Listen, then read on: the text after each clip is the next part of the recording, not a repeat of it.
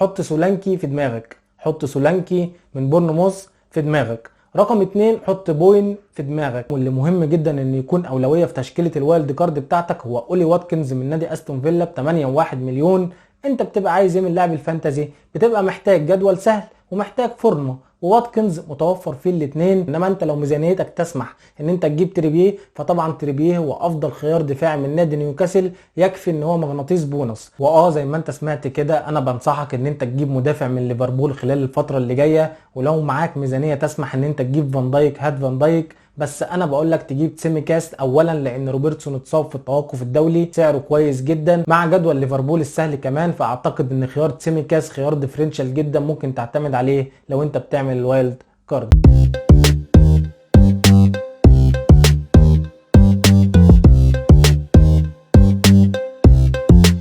السلام عليكم ورحمة الله وبركاته. اهلا بكم في حلقة جديدة ونصايح الجولة العشرة من فانتزي الدوري الانجليزي. لو انت متابع معانا اسبوع باسبوع من اول الجولة الاولى ولحد الجولة التاسعة وبتعمل اللي احنا بنقول لك عليه كل اسبوع، فاعتقد ان انت حاليا ترتيبك على العالم كويس، على الاقل في اول مليون او في اول 2 مليون. اعتقد ان احنا ربنا كان موفقنا من اول الجولة الاولى ولحد الجولة التاسعة. اعتقد ان ربنا كان موفقنا في حوالي 85% من النصايح والترشيحات اللي احنا اتكلمنا فيها. اي نعم في اخفاقات وعدم توفيق في بعض الاختيارات، ولكن 85-90% من اللي احنا اتكلمنا فيه من الجولة الاولى ولحد الجولة التاسعة حصل فعلا. وبيني وبينكم الحلقات. المهم عشان ما نطولش عليكم، يلا بسرعة ندخل في نصايح الجولة العشرة. بس قبل ما ندخل في نصايح الجولة العشرة، عايز اقول لكم ان انا من 3 ايام كنت عامل حلقة بتكلم فيها عن وايلد كارد يصلح للجولة التاسعة والجولة العشرة والجولة ال11. هتلاقوا الحلقة هنا او هنا، وهسيب لكم اللينك بتاعها في الديسكريبشن برضو مع الحلقة بتاعت النهاردة،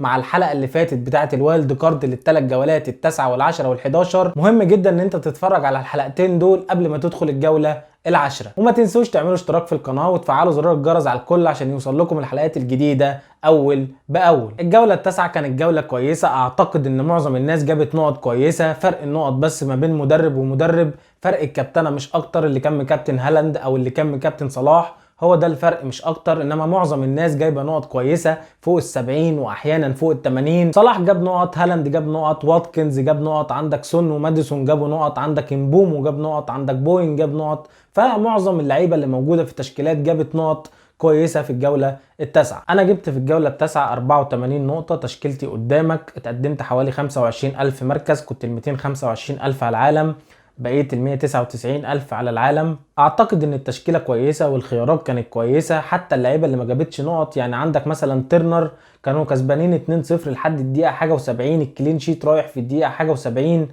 عندك اوجي خارج في الدقيقه 56، لو كان خد الكلين شيت كان هيبقى مثلا مع نقطه بونص كان هيبقى 7 نقط وانا 84 نقطه، فبتتكلم في 91 نقطه. اعتقد كانوا فرقوا بشكل كبير، ولكن في النهايه انا راضي عن التشكيله وراضي على النقط اللي انا جبتها في الجوله التاسعة. عايز اقول لكم ان الديدلاين بتاع الجوله العشرة يوم الجمعه مش يوم السبت. في مباراه يوم الجمعه ما بين نادي كريستال بالاس ونادي توتنهام الساعه 9 بالليل بتوقيت القاهره. يعني الديدلاين بتاع الجوله العشرة هيكون يوم الجمعه الساعه 7:30 بالليل. لما نيجي نتكلم عن الجوله العشرة، بيني وبينكم كده الجوله العشرة دي جوله فري هيت. بمعنى ايه جوله فري هيت؟ بمعنى ان في ماتشات لازم تستهدفها، في 3-4 ماتشات في الجوله. بس طبعا صعب ان الواحد يستخدم الفري هيت دلوقتي، بس بصراحه جوله فري هيت بامتياز. لو حد قلبه جريء وعايز يستخدم الفري هيت فاعتقد ان دي جوله مناسبه، ولكن انا بنصح اجل الخاصيه هتحتاجها قدام. اي نعم الماتشات مغريه، في انديه في الجوله العشرة عندها ماتشات انت محتاج ان انت تجيب 3 لعيبه منهم. يعني عندك مثلا في الجوله العشرة ماتش زي ارسنال وشيفيلد يونايتد، انت هنا محتاج تجيب 3 لعيبه من ارسنال.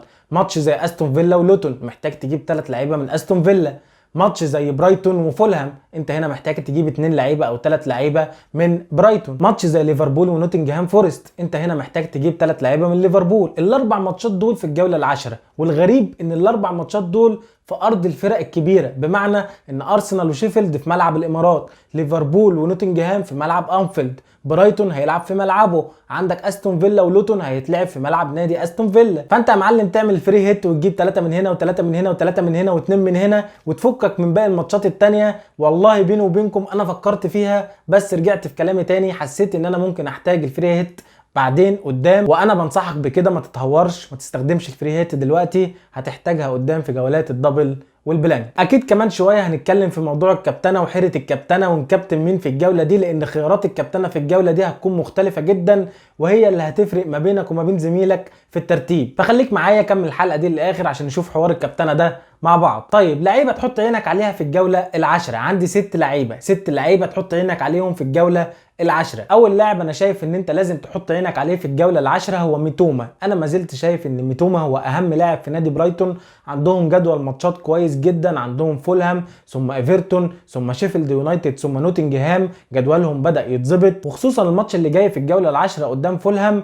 انا شفت الجبهه اللي بيلعب عليها ميتوما، الجبهه الدفاعيه اللي بيلعب عليها ميتوما في نادي فولهام ضعيفه جدا. شفنا اوجي قبل ما يخرج في ماتش توتنهام وفولهام كان مسيطر جدا على الجبهه، كان بيخترق كتير، دخل منطقه الجزاء كتير وكان قريب جدا من انه يسجل هدف، وفي النهايه هو ظهير عنده ادوار دفاعيه، فما بالك بقى بميتوما الجناح. فاول لاعب معايا يكون مهم جدا في الجوله العاشره هو ميتوما من نادي برايتون. من نفس الفريق اللي هو نادي برايتون فكر في دينجرا اللي هو بديل سولي مارش طبعا اتصاب في الماتش اللي فات واصابته طويله، فدينجرا هو بديل سولي مارش. اعتقد انه هيكون اساسي في الفتره اللي جايه، سعره رخيص 5 مليون، فخليه برده تحت عينك. مارتن اوديجارد من ارسنال، ديابي من استون فيلا، سولانكي من بورنموث، الثلاث لعيبه دول حط عينك عليهم. اعتقد ان هم هيتالقوا في الجوله العاشره. ما يغركش البلانكس اللي حصلت في الجوله اللي فاتت، انا هنا بتكلم على ديابي وبتكلم على مارتن اوديجارد. لا ديابي خطير ومتوقع ان هو يتالق، مارتن اوديجارد خطير ومتوقع ان هو يتالق، سولانكي سجل في الجوله اللي فاتت ومتوقع ان هو يسجل في الجوله اللي جاي. احنا كده ذكرنا 5 لعيبه من ال6، اتكلمنا عن ميتوما، اتكلمنا عن سولانكي، اتكلمنا عن ديابي، اتكلمنا عن مارتن اوديجارد، اتكلمنا عن ايدنجرا. فاضل لعيب واحد وهو بالمر من نادي تشيلسي. اولا خد ثقه المدرب، ثانيا بيشوط ضربات الجزاء، ثالثا سعره رخيص 5 مليون. يبقى سادس لاعب تحط عينك عليه هو بالمر من نادي تشيلسي، متوقع ان هو يتالق في الجوله العاشره. نيجي بقى لاهم سؤال في الحلقه واخر سؤال في الحلقه واللي انا عامل الحلقه عشانه اصلا، هو نكابتن مين في الجوله العاشره. بص يا سيدي، انت عندك هالاند، عندك صلاح، عندك واتكنز هيلاعب لوتون، صلاح هيلاعب نوتنجهام فورست، هالاند هيلاعب مانشستر يونايتد. ترتيبي للكابتنه في الجوله العاشره هو واتكنز اولا، صلاح ثانيا، هالاند ثالثا. طب ليه انا حاطط اولي واتكنز كخيار اول للكابتنه في الجوله اللي جايه؟ لان اللاعب جايب فورمه كويسه. واتكنز يا جماعه اعتقد انه في البيك بتاعه بيعيش اجمل ايامه ولحظاته الكرويه في الفتره دي. تاني حاجة ان نادي استون فيلا بيستضيف نادي لوتون تاون، واحد من اضعف الفرق في الدوري، على ملعب نادي استون فيلا. استون فيلا الفترة اللي فاتت على ملعبه قوي جدا، في دعم جماهيري كبير جدا، فده مخليني مرشح اولي واتكنز كخيار اول للكابتنه. طيب الخيار الثاني للكابتنه ليه صلاح مش هالاند؟ اولا لان نادي ليفربول بيستضيف نادي نوتنجهام فورست في انفيلد، وطبعا كلنا عارفين ان صلاح بيتالق في انفيلد. تاني حاجه صلاح معاه ضربات الجزاء، هتقولي ما هالاند معاه ضربات الجزاء، بس من ساعه ما نادي ليفربول اتظلم في المباراه التحكيميه ضد توتنهام، من ساعه الماتش ده واللي بالمناسبه نادي ليفربول فيه تعرض لظلم بين، من ساعه الماتش ده واي لمسه اللاعب من نادي ليفربول جوه منطقه الجزاء الحكم بيصفر وبعد كده يبقى يشوف الفار بقى. فالحكام بقوا محرصين جدا مع نادي ليفربول، او بمعنى اصح بيحاولوا يعوضوا الظلم اللي تعرض له نادي ليفربول. شفنا ده حصل في الجوله اللي فاتت والجوله اللي قبلها، هل ده هيستمر ولا لا؟ بس انا بقول لك في النهايه اللي في دماغي، وده اللي مخليني مرشح صلاح لتاني خيار في الكابتنه قبل هالاند. طيب هالاند خيار كابتنه؟ طبعا خيار كابتنه، ما احنا حاطينه في خيارات الكابتنه اهو، بغض النظر عن ترتيبه الاول او الثاني او الثالث، الثلاث لعيبه خيار كابتنه، بمعنى ان الثلاث لعيبه متوقع ان هم يسجلوا اهداف، متوقع ان هم يجيبوا نقط، فهالاند خيار كابتنه. ايوه خيار كابتنه. طب ليه انا حاطه ثالث؟ دفاع مانشستر يونايتد مش احسن حاجه، انا متفق معاك ان دفاع مانشستر يونايتد مش احسن حاجه، دفاع سيء، متفق معاك ان هو دفاع سيء، بس في النهايه إيريك تين هاج اعتقد انه هيلاعب مانشستر سيتي بطريقه متحفظه شويه، مش هيفتح خطوطه، وبناء عليه انا متوقع ان المباراه دي نتيجتها مش هتكون كبيره، 1-1 1-0 2-1 3-1، مش هتفتح يعني مع مانشستر سيتي. وفي النهايه دي توقعات ممكن تحصل وممكن ما تحصلش، وبناء عليه انا حطيت هالاند كخيار ثالث في الكابتنه. وقبل بقى الثلاثه دول كابتن اي حد من ارسنال ضد شيفيلد يونايتد، معاك ساكا ومتاكد ان هو هيلعب، كابتنه. معاك مارتن اوديجارد، معاك مارتينيلي ومتاكد ان هو هيلعب، كابتنه. كابتنه اي حد من نادي ارسنال ضد شيفيلد يونايتد اعتقد ان هي خيار اول قبل الثلاثه دول كمان. اعتقد ان نادي ارسنال هيدك شباك نادي شيفيلد يونايتد بثلاث اربع تجوان على الاقل. وفي النهايه انت ليك حريه الاختيار. وبس كده انتهت حلقتنا النهارده. اتمنى ان تكون الحلقه فادتك. ما تنساش تتفرج على حلقه الوايلد كارد، وما تنساش تعمل اشتراك في القناه وتفعل زرار الجرس على الكل عشان يوصلك حلقاتنا الجديده اول باول. ونشوفكم الحلقه الجايه ان شاء الله، والسلام عليكم ورحمه الله وبركاته.